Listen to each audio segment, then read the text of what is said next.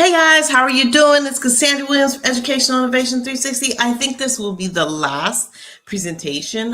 Some of you guys had asked about behavior, and so I kind of want to go from the lens of an instructional coach. What do we need to do to really think about behavior, right? It's coming in our classroom. We know it's important to our schools doing well.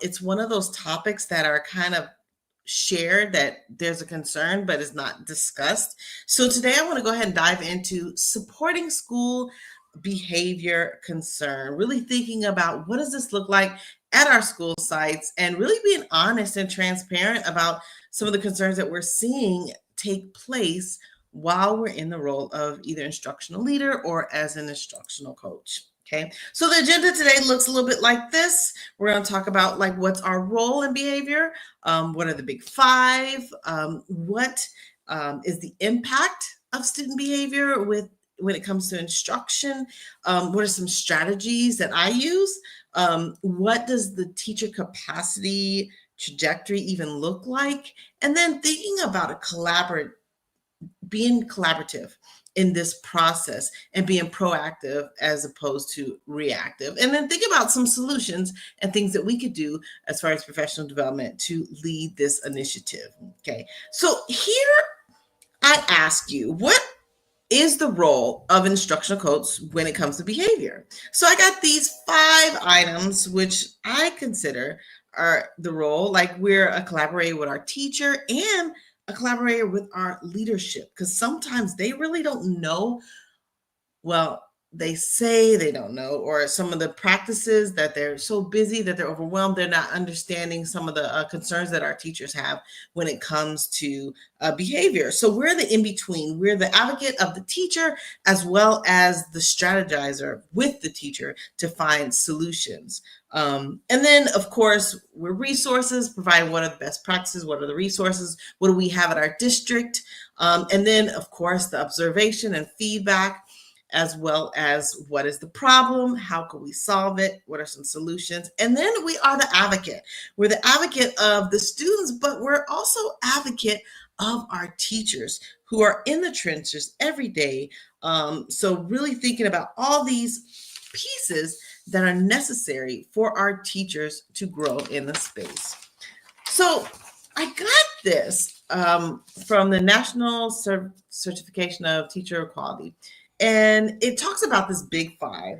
And I know sometimes at the university, we go into classroom management and strategies, but we really don't dive deep enough, from my perspective, into like things that we need to do to set our classrooms and to set our spaces up for success. So this quote was pretty crucial. It says, no one can learn when the learning environment is not under control, whatever that looks like in each grade level and each age. So really considering that, because we're starting to see a lot of classrooms that are struggling, to be honest.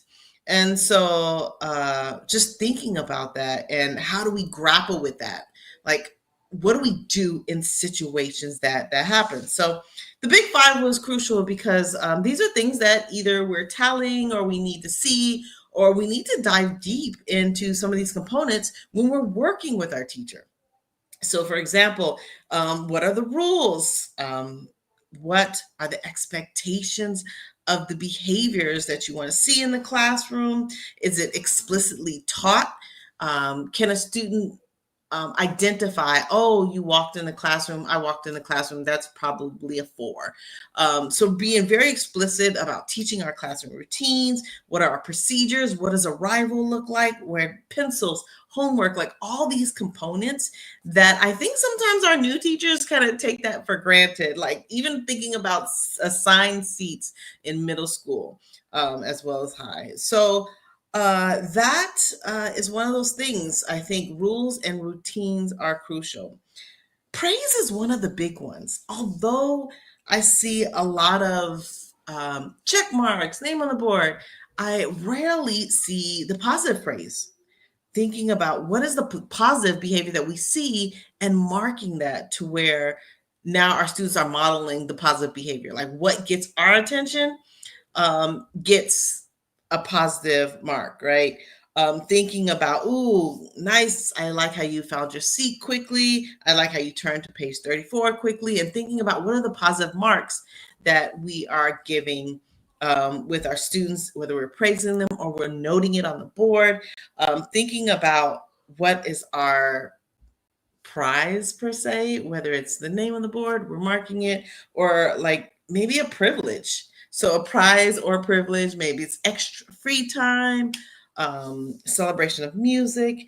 But we know that when we continue to in embrace positive behavior, it does improve the habit. So really thinking about that. And of course, we know the misbehavior, what does that look like? What is the sequence of events that must happen? I remember I was helping a new teacher, and the struggle was she would write the referral and they would send the referral back. And so that was very frustrating for her because she was like, hey, I'm having a problem. I wrote the referral and you denied it. So really getting into that process and understanding, what goes along with a referral, and what does that look like?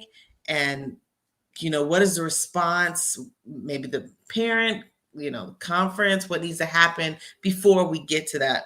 So being clear on your policies is crucial, and thinking about what does non-compliance look like. And then what is the levels, the escalation, what does the meetings look like? Okay. And the last one is engagement. And I say engagement because we really want to think about what is the quality of our tier one instruction.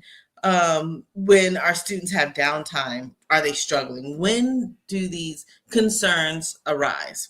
And being able to hold student attention now, it is difficult, especially now that we are kind of grappling with technology and addiction and student support and put the devices away. So what are we doing to hold our students' attention? And then how are students involved in the lesson? These are kind of the big five, which I thought are something that we can definitely kind of talk about and introduce for our teachers when they're struggling in these components. How can coaches build strong relationships? Of course, we know trust. Teachers have to be able to say how they feel without the filter sometimes. They need to be honest and you need to be that safe space. So, what does your poker face look like when your teachers are coming to you with honest concerns and deep frustrations? And what is your role in that capacity? Um, are you active listening? Are you listening to teachers? Are you listening to their perspective, their concerns? Do you have empathy? How do you validate their feelings and validate their experiences in the classroom? Because sometimes they think, well, you are not there. You don't know. You don't see. And some teachers may say, well, when you come in the classroom, this is not an issue, but when I'm alone, it is an issue. And really being honest with the feedback and being able to support them.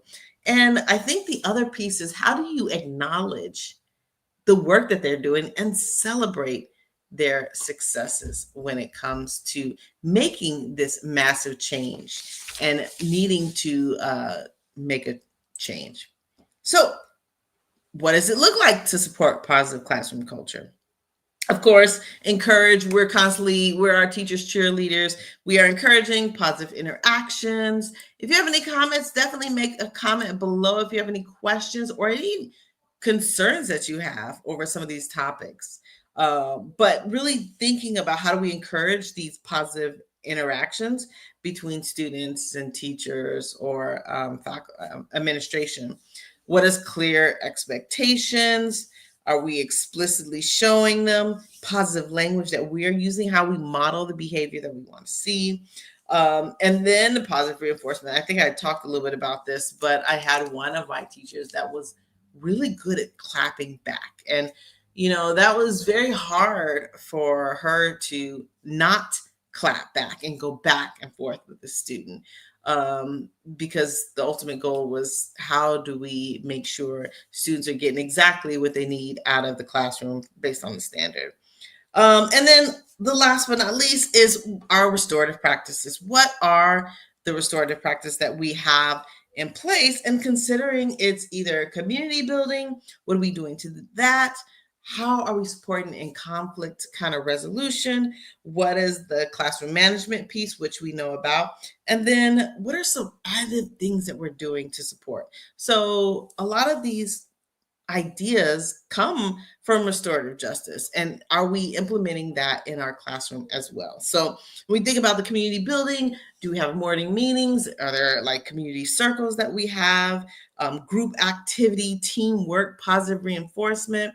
When we talk about conflict resolution, are we able to kind of have a think aloud and discuss and chat and talk about some of our concerns that we have openly and honestly, and look through the lens and the eyes of others, like from perspectives?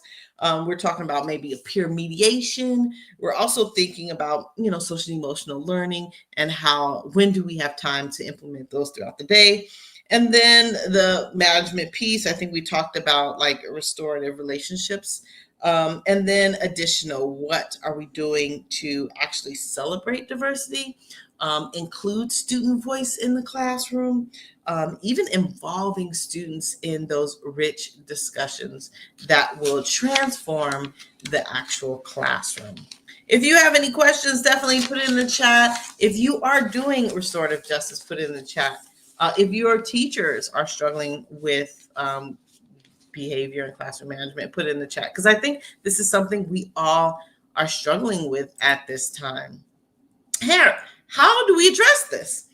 So, what are the ways that we address? Of course, in observations, it's about relationship building, and being able to observe and maybe tally what the classroom dynamic looks like. I'm going to show you on the next slide kind of like some ideas. Now, like I said, this is just generating some ideas for you, but thinking about what is the student behavior, maybe the student has IEP, what does that relationship look like with you and the student?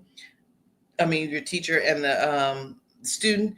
How are we using data matter, to identify patterns, trends? When is the student triggered? Who is the student triggered by? Problem solving. Can we solve this issue together? What are some PDs that need to be put in place based on what are some things I'm seeing school wide that we need to kind of tackle or address?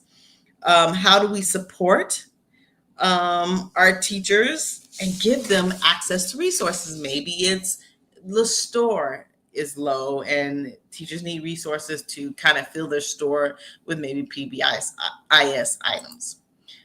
This I thought was pretty crucial in thinking about how we support our teachers, really identifying some of these components, not all. And as teachers, as we're working with teachers or our instructional team, we want to make sure we build a focus, selecting a focus. So some of the ideas on this are like, maybe we're talking about instructional design. We're talking about record keeping, how our teachers like using the LMS to track some type of data, besides for referrals. So what does that intervention look like, and how can other teachers in the same space or in the same grade level have access to students and be able to see and identify some things that work, some of the things that are struggles for the student, and thinking about utilizing our LMS, and thinking about that's our online, but really understanding what is our response to email when we're talking about these concerns. How long does something take for something to trigger, for something else to happen? Being able to have open communication about this is crucial. But when we're talking about data, we also can talk about some of these pieces.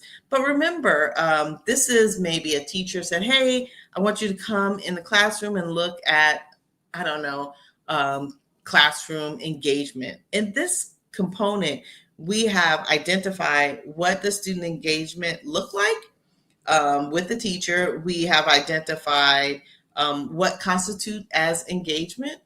How could we measure it? What does she consider it as? And then we track it. So that could be with any kind of area of growth, area of concern that the teacher may have. Like one of the teachers that I went into was like, hey, I wonder how many times do I call on such and such, or boys versus girls. So my role there was to take a chart like this and tally and say, okay, boys, girls, and every time throughout the lesson, I would mark and say, hey, it looks like you tend to favor boys, or um, we this is the data that we found. So now what do we do with this data? Let's think about a way we can diversify calling on students, maybe popsicle sticks, something like that. Really thinking about how do we use these areas and maybe create tally sheets amongst some of these ideas. So whether the use of time, pacing, classroom environment, what does that mean? Things hanging from hazardous uh, behavior, how many distractions you get during the class, what does your differentiation look like? Academic rigor, like really thinking about, are you using grade level content? Um, does the Lexile meet the grade level standard? So thinking about some of these ideas and working with your teacher to tally to ensure that they are um, meeting their own goals, right? We've created the SMART goal together. And now, in order to improve on that goal, we have to create a baseline. And sometimes baseline data is great to start in before we start making changes and growth, according to some of these sheets that are created. Effective coaching strategies. Of course, we're collaborating with our teacher. A lot of these goals we're co-creating with our teachers. They're SMART goals, thinking about what does the observation and feedback look like? How are we modeling or naming and marking? Or what does it look like for some of these systems to work and become effective? Maybe we get a sub for the first couple of hours, and then we can go observe a classroom and we can mark it there to identify, the comparison, or what are some other teachers seeing with similar classes. And then, of course, we said co-teaching, but the ultimate goal is to consider what we're doing and monitor progress because we want to see change. So I hope that was very helpful. If there's any more topics that you want to see, please let me know. I am definitely here to support you. I did want to talk about this because this was the most, in the survey that I put in the chat, this was the thing that coaches want to see. How do I support my teachers in this space of um, discipline and classroom management? So I will talk to you later. I hope you have a wonderful rest of your evening. Bye.